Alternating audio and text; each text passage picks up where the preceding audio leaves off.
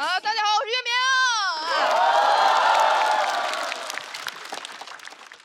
你知道你们刚才喊冠军的时候我多崩溃吗？你们笑得越大声，我越笑不出来。我说实话，我选他们俩啊，单纯就是因为我这个人太容易相信别人了。他们一个天天在朋友圈焦虑，一个天天跟我说我稿子不行，我稿子不行。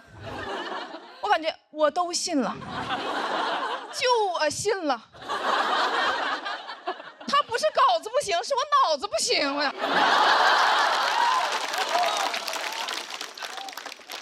咋往下讲？说说我脑子不行的事儿吧。我这个人确实脑子不太行，特别容易被骗。前段时间被骗了4.4万。我当时我就想，我太笨了，我太笨，但是我好有钱呢。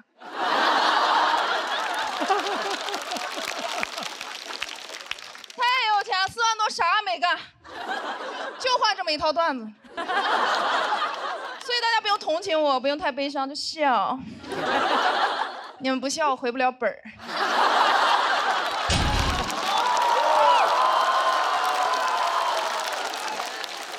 其实这个事儿对我来说已经过去了，我为什么想说？我就是希望能帮一个是一个。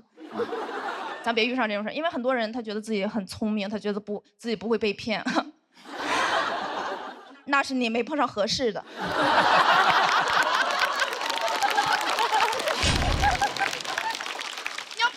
真命骗子，哎呦我的天哪！咔咔给人打钱，太上头。我就是碰到真命骗子了。那个骗子就在微博上冒充我一个在埃及旅游的朋友，管我借钱买回国的机票，要1.8万。我真去查了，真是1.8万。他没有骗我，所以二话没说就把钱给他打过去了。我还跟他说，我说赶紧抢。特价票不好抢。结果过了一会儿，他光要第二笔钱要2.6万。我说你不会被骗了吧？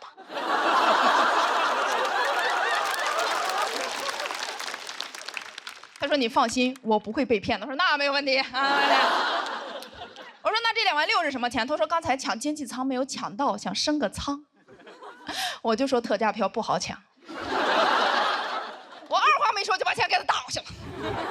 我说这次可不要抢不到了哦，小笨蛋。结果过了一会儿，他光要第3笔钱，要3万。那个时候我已经没有钱了。我说这个又是什么钱？他说是托运费。我说托运木乃伊也要3万。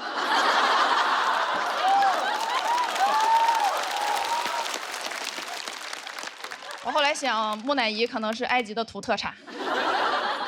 所以二话没说，我就去借钱了啊！我就去找我们共同朋友借钱。共同朋友说你被骗了，你赶紧打电话报警吧。我说打电话报警，他们能借我3万吗？啊，开玩笑，报警了。报警之后，说实话，挺难受的，心里不得劲儿，感觉很委屈。我就想让我妈安慰我一下，我就给我妈打电话，电话一通我就绷不住，我开始哭。我妈说你说话啊。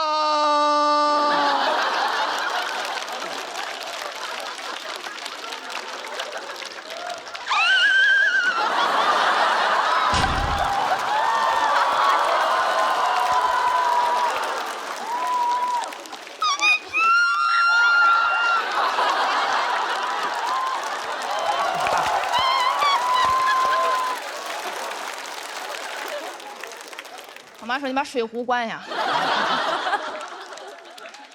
大人能被骗啊？然后我妈开始问我怎么被骗的，什么时间，什么地点，被骗多少钱，什么银行卡号多少。我说实话，就这些问题啊，骗子都问过。问到后面我都怀疑她是不是我的妈妈。我说你给我打200块钱，她说你滚。是我妈啊。但是确实跟我妈聊完之后心情好很多，然后就挂了电话之后自己冷静了一下。结果我爸下班之后听说了这个事情，我爸又给我打电话，问我怎么被骗的，什么时间什么。我觉得我爸是关心我的，所以我跟我爸又说了一遍。然后我老舅又给我打电话，我说老舅，你现在就把这个电话给我挂了，我现在就在家族群里开一个群通话。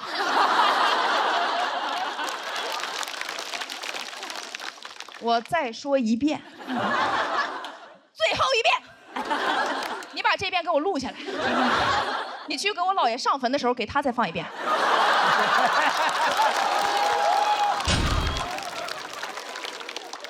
哎，说实话，感觉自己被骗完一次之后，感觉成电信诈骗的 VIP 客户了。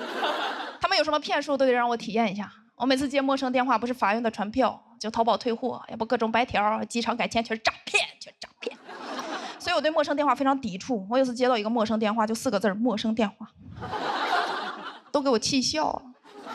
我说你们就我一个受害者吗？啊，可着我一直羊薅啊，薅秃了，我很生气，我接起来我要骂他。我说喂，他说哎你好，我说干嘛？干嘛？他说你在哪儿？我在你爹坟里。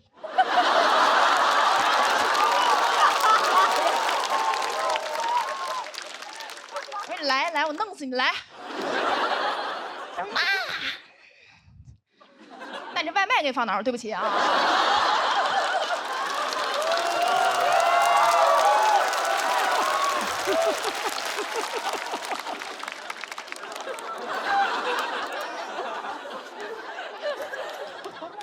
那天差点饿死，但是不能赖我，那段时间确实精神状态不太好，有点抑郁了。因为你看我被骗，我帮别人被骗呢，我3观都毁了，天天让我助人为乐，乐不出来，天天在家以泪洗面，说为什么好人没好报，为什么帮助别人受伤的是我，再不当好人了，我要当坏人。我以后我就随地大小便，随地吐痰，不给老人让座，坏死他们！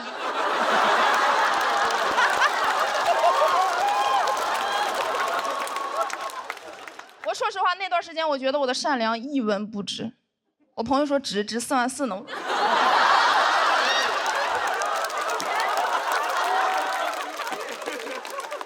当然，我说这个事情也是希望大家以我为戒啊。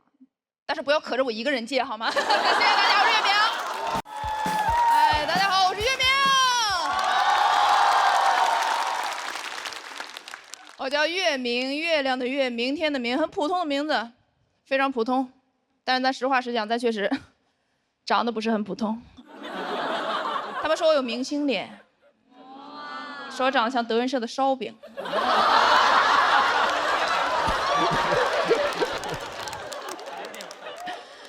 郭麒麟老师，叫师哥。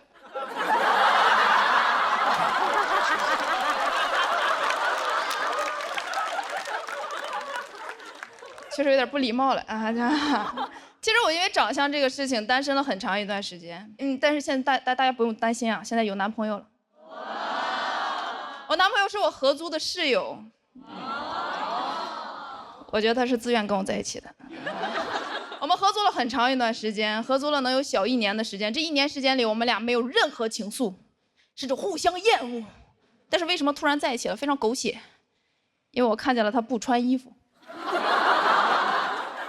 我俩不是变态啊！那天确实回去的有点晚，我4、5点钟才到家，他睡得也晚，他以为我夜不归宿了啊，是个野女人。他就没带衣服，放飞自我，去洗了个澡。我家那个室内结构非常奇怪。那个浴室门呢，它正对着大门。我进去的时候，他出来。接下来就是我定在原地，他躲回浴室，开始尖叫。他在那喊：“我脏了，我脏了！”我哪儿脏了？挺白的呀。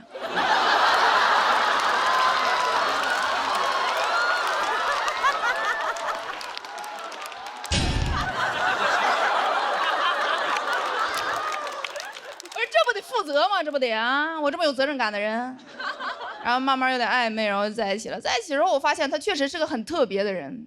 他走到哪儿都是最显眼的那一个，不是因为他白啊，因为他没有头发。不仅没有头发，他还有一脸大胡子，就是上面没有，下面有。毛发守恒定律。你们见过那个鲁智深吗？长成那样，他长得挺吓人的，但是他其实是个很温柔的人，他是很敏感、很温柔的人，而且不太善于跟人发生冲突。但是他确实吓着过人，吓着我邻居。我邻居是一个主播，非常勤奋，每天半夜在隔壁学青蛙叫，就那个点儿青蛙都不叫了。男朋友忍不了，直接走到他们窗户底下，啪就把窗户打开了，就这么盯着他们。我跟他一起去的，我说你看啥呢？他说我就看他们怕不怕进蚊子。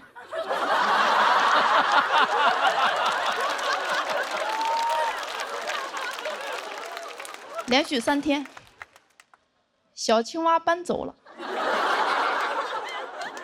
但是我男朋友其实是个很勇敢的人，他敢于承认自己的喜好，哪怕这个喜好确实会被人误会。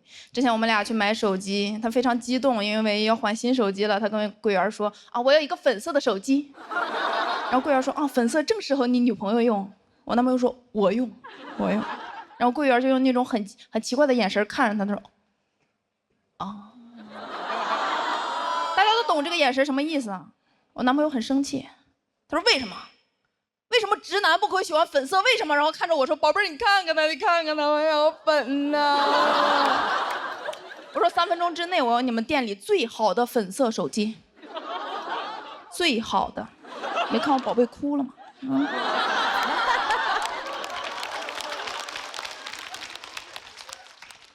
店员当场拿出了一台 vivo S30。粉色青春洋溢 Live Photo 神器，最适合记录我男朋友的梨花带雨时刻。其实我很羡慕他，他可以释放自己的情绪。我是个情绪非常压抑的人，我小时候一哭，我家里人对我最常说的话就是“男儿有泪不轻弹”。咱不知道谁是男儿，反正我听进去了。所以我是一个很羡慕他，他说哭就哭，他哭起来像那个鲁智深葬花。有一种残暴的美感，我看着都怪好看的。他们都说眼泪是男人的黑丝，他有一沓黑丝，就导致我在这段感情里非常的不解风情。我甚至不知道他为什么生气，真的。我俩第一次吵架就因为我俩出去玩，他买了一束花，我随口说了一句，我说这个花杆有点长，我家有花剪子，回去剪一下。人家生气了，因为我说的是我家。不是咱家。他说我觉得你把我当外人，然后就像个竞走运动员一样冲出去50米，回头发现我没有追他，然后他像一个狂暴的鲁智深站在马路中间开始骂我：岳明，你个丧良心的，我觉得你根本就不爱咱家。我说这个男的有点意思啊。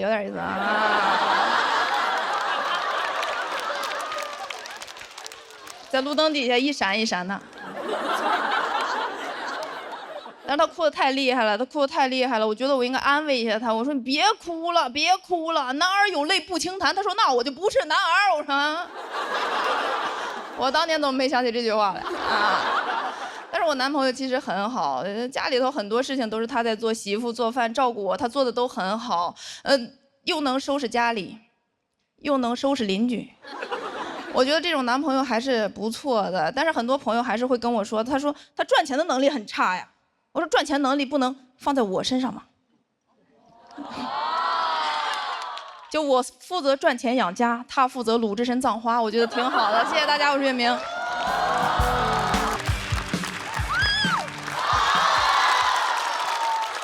今天又被骗了啊！被房主任骗了。他天天在后面哭，说我没有搞的。然后他今天演成这样，啊，不是该哭的不是他吧？应该是我。每个接在房主任后面人都被淘汰了，所以你们不要把我轰下去，谢谢。哎，讲讲我啊！我说出来你们可能不信啊，我是一个能量很低的人。我说我能量低，不是我说我内向，就是我很容易累。特别容易累，我每次都是休息2小时，演出5分钟，这5分钟在台上生龙活虎，下台嘎巴就躺了。但是我有一个跟我完全不一样的妈妈，我妈能量超级高，她精力超级充沛，我俩完全不一样，我俩处理问题的方法都不一样。我妈处理问题的方法就是干就完了，我解决问题的方法就是死了得了。所以我完全不懂我妈，我完全不懂她，但是我能理解她是怎样形成这样的性格的，跟她的工作有关系。她是一名小学的班主任，她有一个偶像，叫李云龙。她的教育理念就是逢敌必亮剑。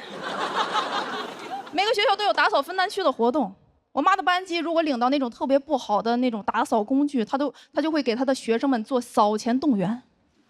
她说我不管你们用什么办法去给我找工具，哪怕去偷去抢，我要你们20分钟内把这里打扫干净。这就是我的妈妈，一个有洁癖的土匪头子。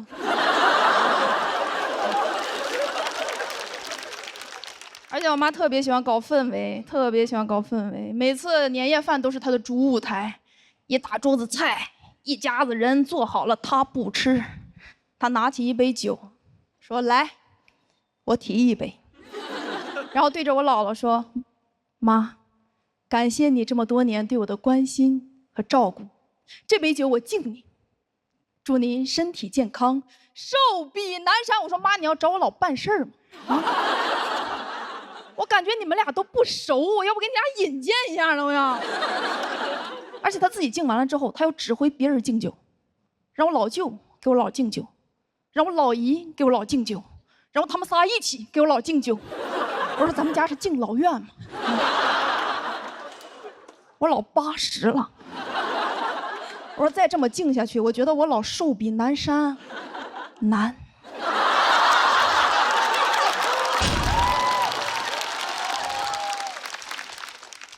北海北海有老墓碑，起低了。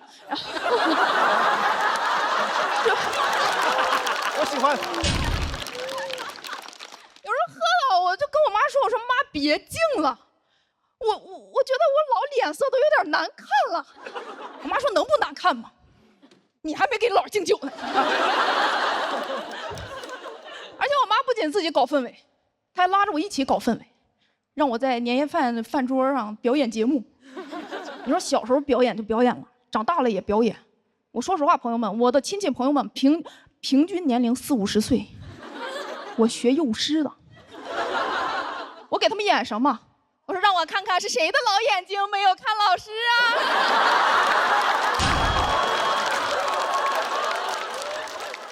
太荒谬了！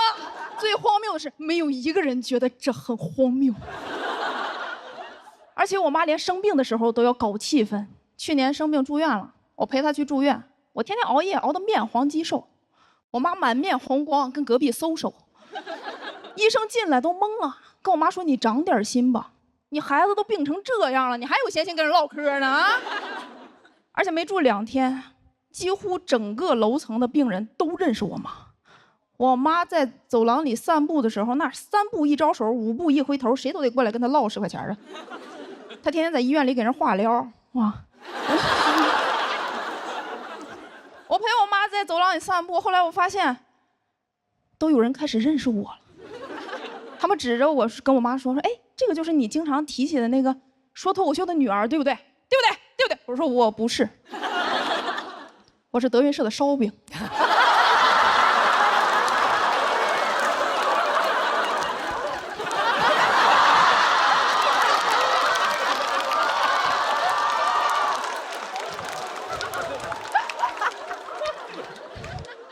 我知道这段脏，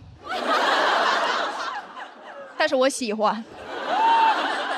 后来越来越多的人开始认识我了，他们直接都不叫我，他们直接上来就跟我说：“演一个，大方的演一个。”我说：“让我看看是谁的老眼睛没有看老师啊！”荒谬！我为什么今年想上节目？我就是希望以后再有人让我演一段的时候，我直接把这个视频怼到他脸上，就放刚才那一段。这一段，而且这些我都能理解啊，这些我都能理解。我唯一我不能理解的是，我妈她自己做完手术之后，她要操心别人的手术，我无法理喻。就人家有家属，有主治医生，他在那儿指挥人家，他说你抬头，你抬脚，你扶腰，放这个床上，运动啊！我那个时候我非常生气，我对着我妈，漂亮。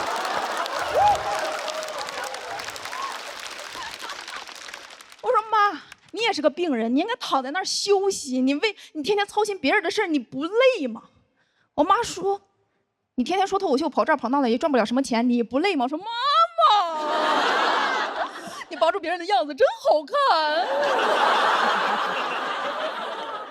我发现啊，我其实那段时间我整个人都想改变我妈，我想让我妈变得像我一样，就是安静一点，有助于她的恢复。但是后来我发现，我妈住进那个病房之后，整个病房欢声笑语。虽然我还是不懂她，但是我决定尊重她，因为我的愿望很简单，就是希望我的妈妈身体健康，寿比南山。谢谢大家，我是月明，大家好，我是月明。烧饼来啦啊！讲点啥呢？我今年31了。不像是吗？今年81啊，今年31了，但是我还是不适应自己已经是一个成年人了，因为我甚至不适应小孩叫我阿姨，每次有小孩叫我阿姨，我说你叫我阿姨，我这个年纪你叫我阿姨，好像没有什么问题，但是我就是不适应，因为我觉得我自己一直在装一个大人，假装一个大人，我甚至不敢去那种营业厅，因为我觉得那是大人才能去的地方。我第一次去办银行卡，还偷穿了我妈的西装和高跟鞋。我非常优雅地走进银行营业厅，结果一群大爷大妈问我去哪儿叫号，我说这边请。我觉得我成功地打入了成年人的内部，接下来就是去办一张银行卡。我坐在那个银行的窗口那儿，假装自己是金融圈的大佬。我说你好，我要办一张银行卡。他说请出示身份证。我说我回去管我妈要一下啊。一直都是这个状态，我觉得跟我学的专业有关系。我是学幼师的，我超爱这个专业，因为它不用学数学，不管3723我就报了。而且学的科目全都是高中不让你上的课，音乐课、美术课、体育课啊，给我上爽了。我觉得我们那些生病的老师都来这儿上课了。而且我最喜欢的一节课是模拟公开课，就是一个人在上面假装讲课，然后其他的同学配合他当学生坐在底下当幼儿园的小孩。我的同学们都喜欢让我去装小孩，因为我这方面天赋异禀，我不用装，我就是。我说你就说你想要什么样的小孩吧，你就说有那种戏精小孩，老师我老师，还有那种害羞的小孩。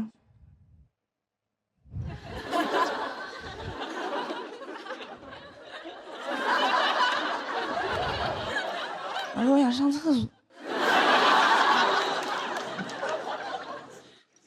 现在不想。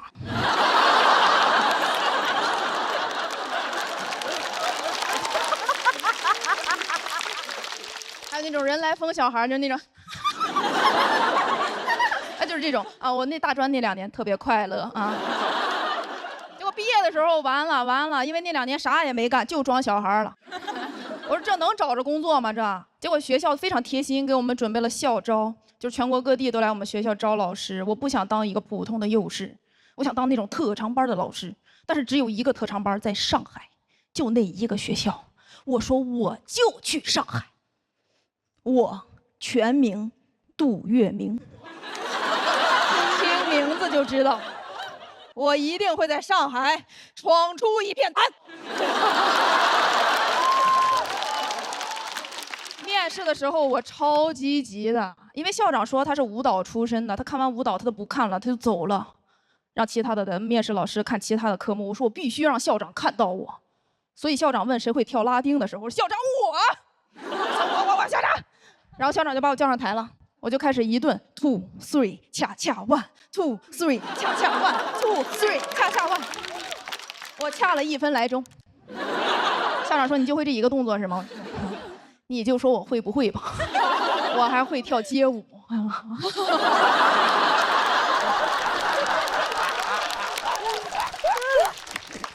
我们校长说我们不需要街舞老师，也不需要这样的拉丁舞老师，我说没关系，我应聘美术老师。校长第一个就把我招进去了，我都不知道校长怎么想的，他不需要这样的拉丁舞老师，但是需要这样的美术老师是吧？所以我进去了之后，非常努力的想成为一个优秀的老师，但是我发现我做不到，我的性格根本就做不了老师，因为我的学生从不尊重我，他们都不叫我老师，他们叫我欧，就是这样，我管不了他们。但是我有个外援，我妈是一个非常优秀的老师，她就跟我说，她说管理班级非常简单，一个猴一个拴法，这。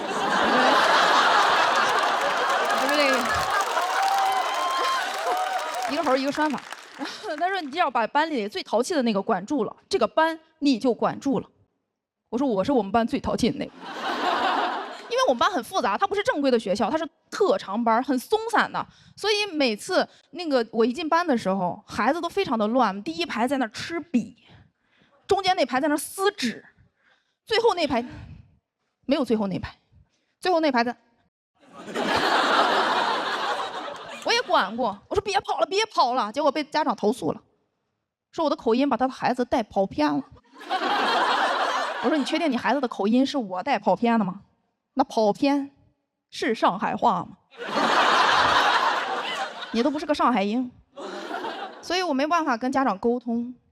很多家长他觉得孩子画画越像大人越好，我不一样，我觉得孩子，尤其是6岁以下的孩子，他画画你要保护他的创造力。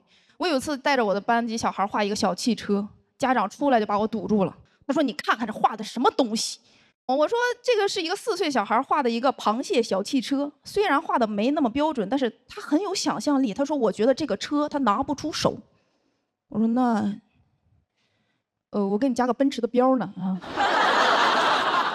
我真的适应不了这份工作，所以我就离职了。离职找了一个成熟的工作，全职说脱口秀。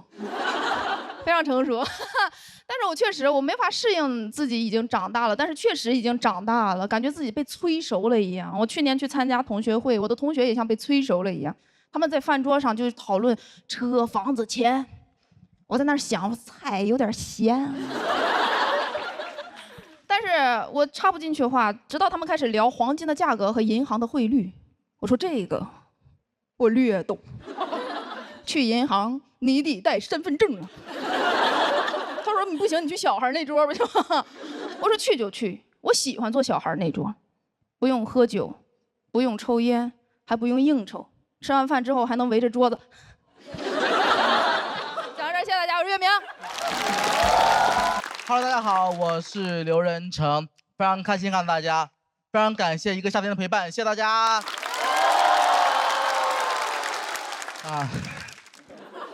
时间过得真快呀，总感觉前一秒还是在去年的总决赛。去年总决赛我讲了一个我去干活，发现周老板有自己的休息室我没有的段子。今年第1期录制，我惊喜的发现，付航有自己的休息室了。把那生气的方安慰我说：“哎，兄弟没事儿，咱们先录制，其他事儿晚上回酒店再说。”晚上结束后，不是一个酒店。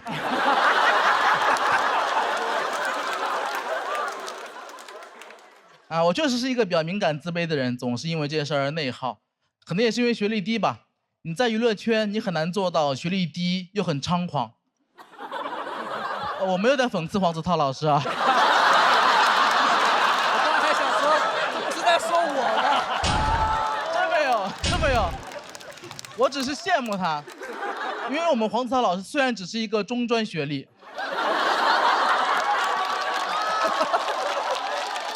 但是比我高，我初中。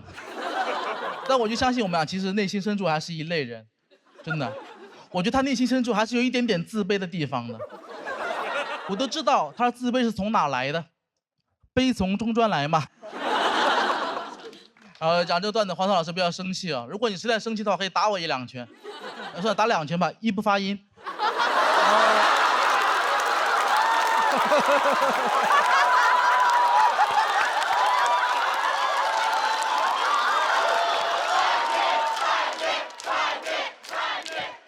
我不得不坦诚地告诉你们，这不是现挂，这是我蓄谋已久的。开玩笑，很开心。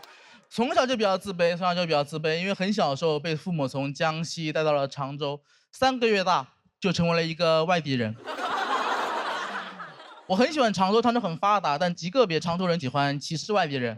哎，他们歧视的很直接，没有什么弯弯绕绕，直接就看不起你。没办法，常州人嘛，不擅长踢皮球。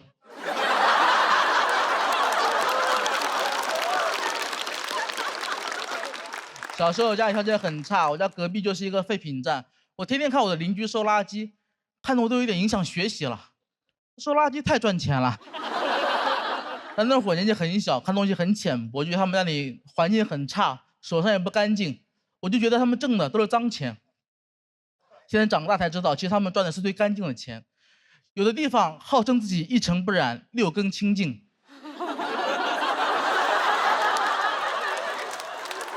赚的钱才是最脏的，肮脏的从来不是废品站，是永信。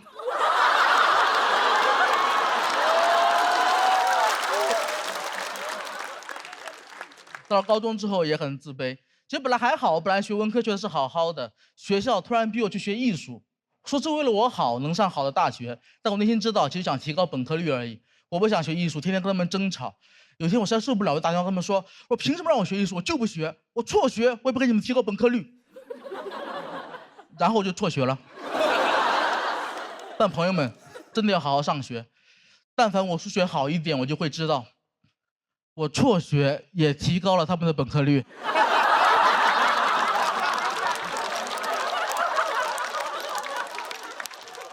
有一半的朋友没有听懂，跟你们解释一下。假设本科率是 F， 学生总数是 X， 考上本科的人是 N，fx 等于 x 分之 n，fx 减1等于 x 减1分之 n。当 x 大于0的时候，函数呈单调递减，所以 fx 减1大于 fx。懂分数函数的人都知道这里面门道有多深，但付航肯定没有听懂。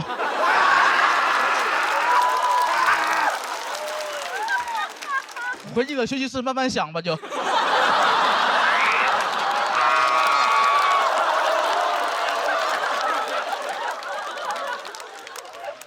辍学这个事儿真的让我挺痛苦的，不是因为学历低了，是因为我辍学说的太顺利了。我以为这是个很叛逆的事儿，一点阻挠都没有。其实那天打那个电话，我也只是一个17岁男孩在撒娇，我发脾气而已。我一直都希望我的老师可以把电话打过来。打回来，求我回去。11年过去了，号码我都没敢换，一直都没有等到。我的老师他讲不了脱口秀，他不会 call back。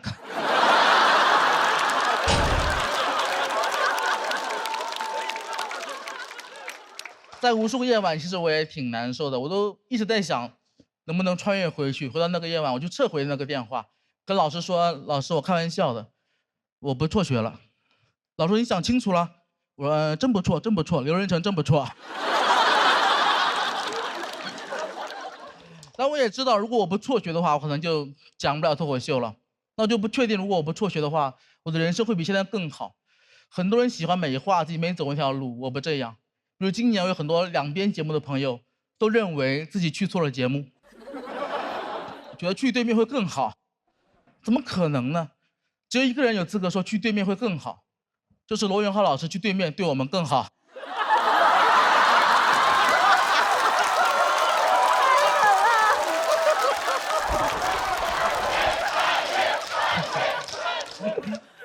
从我辍学过去已经过去11年了，这11年说实话挺难熬的。这11年，特朗普2度入主白宫，我还是没能回去常州二中。有时候我也在想，我母校会后悔吗？我今天早上去小某书看了一下，常州二中这个 tag 浏览量12.8万，刘仁成2325万。我不知道母校去年全国高中排名多少，反正我是全国第4。从今天起，提起常州二中，没人知道它什么千年府学、五朝文庙，大家只知道知名校友胖子门窗。哎，哪怕他现在看到这里，他很生气，他也不能拿我怎么样。他能拿我怎么样？他能没收我的毕业证吗？我没有毕业证。其实校园节目结束之后，我受到了很多朋友的喜欢嘛，然后很多朋友都告诉我认可我，所以我也知道，其实我现在可能不需要那个毕业证去证明自己了，就初中学历的我也很不错。所以哪怕现在我的母校回来找我，给我补个毕业证，我也只会说千年府学，五朝文庙，常州二中好学校。但这当然是开玩笑的，开玩笑的。其实说这么多，其实也是想隔空喊一下我的班主任，我想告诉他，其实如果真的母校需要我合作的话，其实不需要很多钱，也不需要毕业证，给我打个电话就行。我这个要求很低的，我只要一个休息室就可以。老师，这是我的 callback， 轮到你了。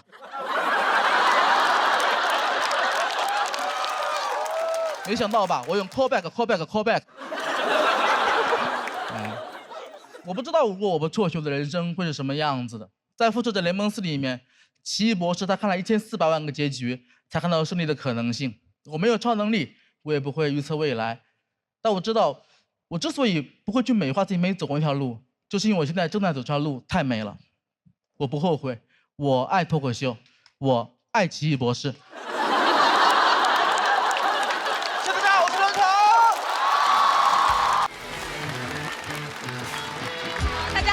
唐湘玉，我这2年确实有一种红了的错觉，感觉好多人认识我啊。直到我前段时间去演我的主打秀，在剧场门口碰到一个黄牛，问我要不要票。我心想这也太猖狂了，你卖不出去不能还给我吧？那天我没人接，我还进不去。黄牛说：“我带你进去。”我说：“啥呀？我要进去表演。”他说：“那得加钱。”也不能怪他认不出啊，我那个门票是一个背影。但另一次就过分了，有个大哥在卖我的周边，印着我照片的。我特意走过去，我说：“这是谁呀？”他说：“金镶玉。”来一个吧，这镶玉。来不了，咱俩不该相遇。我们县城有个自媒体啊，也经常喜欢发我，发就发吧。那标题写的啥？唐湘玉卑微到泥土里，开出花。这句话原版是张爱玲的，卑微到尘埃里，怎么到我这儿入土了？我这么土吗？点进去有很多虚假信息，说我特别厉害，不光会脱口秀，还开了一家美容院。一家虫草店，把我写得太好，我都舍不得举报。关键真的有人会相信啊！已经有亲戚找我办美容卡了，我说卡是真没有，虫草你等我一下，我卑微到泥土里挖。说到土啊，就不得不提我这个口音了。我以前也知道我有点口音，但我一直以为我的口音是京片子。我在北京待了9年，我普通话就是在北京学的，所以我一直以为我是京片子。当年我在那个电视上听到广智和智胜的口音，我说句冒犯的，真的被土到了，土得我直接大喊：山东人说话不是这个样，是不是黄子韬老师？是。结果去年我的节目播出，好多人说我学他俩，土就算了，还是学的，我都没法澄清，我总不能说不是学的，我本来就很土。其实我知道啊，我不是一个洋气的人，我就是一农村孩子。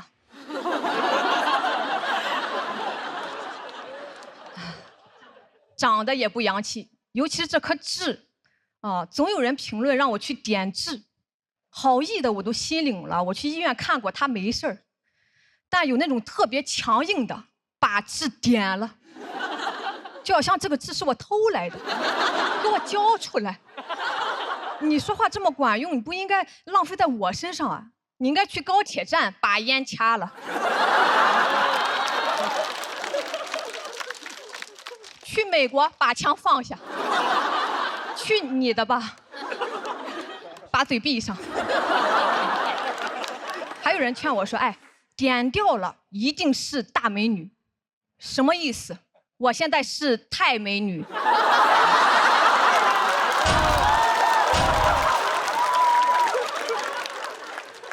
那幸好没看到这一刻，不然我就是全美女。你说为什么要关心别人的痣？是也开了一家美容院吗？如果非让我点啊，我可以把我名字里的点了，把玉点成王。都希望今年产生一个女王，不会是我糖香王吧？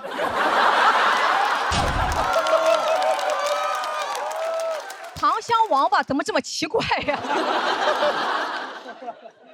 哦，说王不说八，反正说啥的都有，还把那种看面相的招来了。哎，有的说有福，有的说克夫，我都行，都有用，真的有用。我表弟和我弟妹是那种多年的异地恋，特别不容易，定了去年结婚，结果去年都说是寡妇年。不能结婚，有听过这个说法的吗？有。我看什么封建糟粕都没见过啊。其实按农历来说呢，去年没有立春，成为寡年，寡组词寡妇，就成了寡妇年，多么匮乏的词汇量呀！你组词寡人、寡王都行，不组词都行。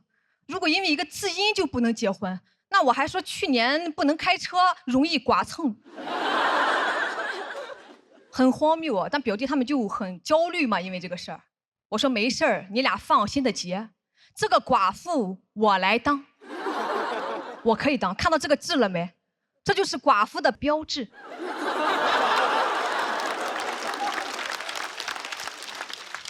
我表弟感动坏了，说姐，那你牺牲太大了。我说不是你姐牺牲大，是你姐夫牺牲大，你姐夫直接牺牲了。所以这不是也有用吗？我就没动他，让我点痣的呢，我都拒绝了，说我装，能割双眼皮，但不点痣，这话说的，我还能割，但不善舞呢。我割双眼皮是因为我想割双眼皮，同样的，我点痣只能是因为我想点痣，我也不知道我在染什么，可能是燕雀安知鸿鹄之志吧。但拒绝了别人，我又会很内耗，你说会不会伤了人家的心呀？不喜欢我了。我朋友说，你看又卑微到泥土里了。我说没办法，我就这么走过来的呀，这是我来时的土路。有土才能开花嘛啊！但我还是要谢谢那些让我点痣的朋友们。我知道是想让我变得更好，但我改变了这一个，肯定还会有别的。我觉得太累了，我还是打算做自己了。好，谢谢大家，谢谢。谢谢。好，我是彩玲。哎呀，我能进总决赛，说明这节目也挺菜。比到这儿说点真话吧，这个节目是有点黑幕的。半决赛的时候，节目组就跟我们说，你们谁打到了总决赛，就可以坐着这个电梯闪亮登场。我们就跟节目组说，这个电梯其实可危险了，如果有演员看不清、站不稳，就可能出事儿。节目组说我们解决，然后当天就把黑灯和小佳淘汰了。对，确实是。我瞎说的啊！现在你们看综艺、看直播，很多话都是假话，不能当真。比如我常刷一个直播间，专门卖假包。这个主播有点东西，他说他家的包是 LV 2025最新款，意大利原产地发货。首先 LV 是法国的，他说是意大利40年手艺的老匠人用独家工艺9子离火定燃子手工缝纫的真皮包，全球限量300单，马上上车之前被英国王室抢走了12单。凯特王妃亲自去广州拿的货。这个包35一个。我不信，所以我买了一个。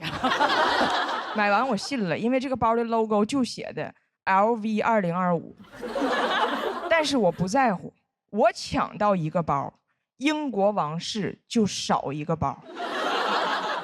我们从小就非常习惯听人睁眼说瞎话，真的。我小时候，我妈怕我早恋，就跟我说亲嘴儿会怀孕。我说妈，那我是哪儿来的？我妈说你是垃圾堆里捡来的。我说妈，亲个嘴儿就能怀孕，你非去垃圾堆。那垃圾堆多臭啊！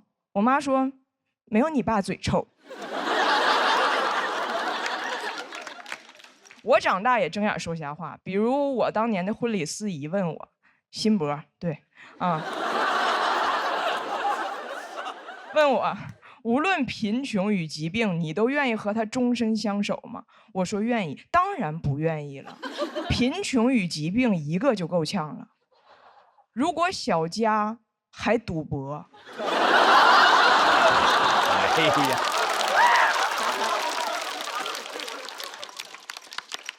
那只能再见爱人。你都没法让他金盆洗手，金盆你买不起，手他还洗不明白。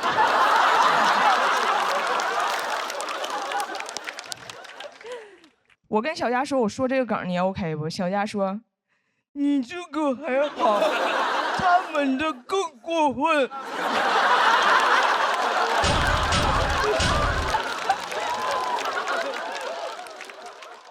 他让我呈现的啊，前面说的这些谎言吧，都很容易识破，但是生活中有些高端的骗术，它包裹得很好，听着就像真理似的。比如我从小就被人夸，女孩是小棉袄，女孩心细，天生就会照顾人。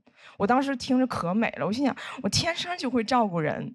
我看《士兵突击》，我都想进去给许三多洗袜子。但你仔细想，这事儿符合逻辑吗？天生就会照顾人。医生给我接生说，哎，这小孩，你看这小孩，这胳膊上什么？套袖。这小肚子上什么？围裙。就爱刷盘子洗碗，你看给这胎盘刷锃亮。还有从小就听别人跟我说，女孩将来找个不累的工作，风吹不着，雨淋不着，太拼太爽不幸福。我工作为啥要担心风吹不着，雨淋不着啊？我不应该担心钱挣不着吗？但是当时我以为这些都是对我的宠爱，因为他们会说，你要是男孩，你给我去北上广，你甩开膀子去闯，没人心疼你。我当时6、7岁，我以为北上广是个场所，里边全都是甩开膀子的男人。直到有一次走错了，进了男澡堂，我说：“哎呀妈呀，误入北上广。”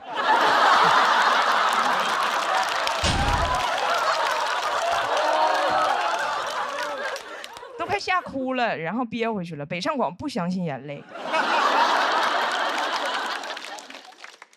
女孩找个不累的工作，这句话是个阴谋，因为他没有说下半句。这句话说全了是这样的：女孩找个不累的工作，所以有时间有精力照顾家庭，而家才是真正累死你的地方。也就是说，你有 home， 但是你 home 累死。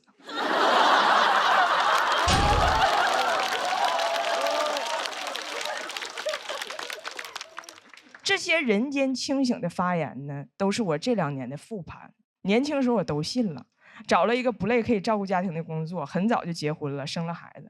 一生孩子，又有人开始瞎说了，说母爱是最无私的，当妈妈会自然享受母乳的感觉。我不享受。母乳是什么感觉呢？你们被蚊子叮过没？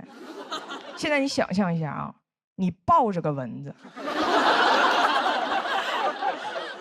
，6斤8两的大蚊子，嘴这么大，脑袋这么大，双眼皮儿，一次就叮你40分钟，一天叮10多回，边吃它还边哭，你还得拍它，你还不能拍死它。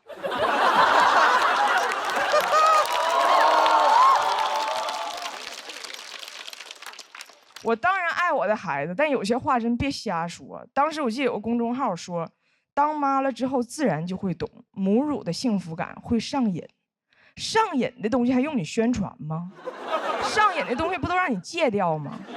我没看过哪个 KTV 里唱拒绝黄、拒绝赌、拒绝乱哺乳。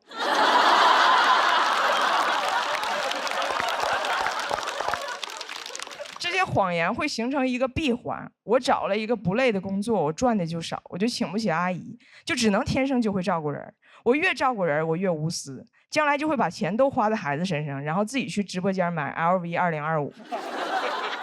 我刚生完孩子那一年，一天到晚也不洗头也不洗脸，我看着镜子里我自己，我发现我妈根本就没骗我，我就是垃圾堆里捡来的，我应该洗个澡了。去哪儿洗？北上广。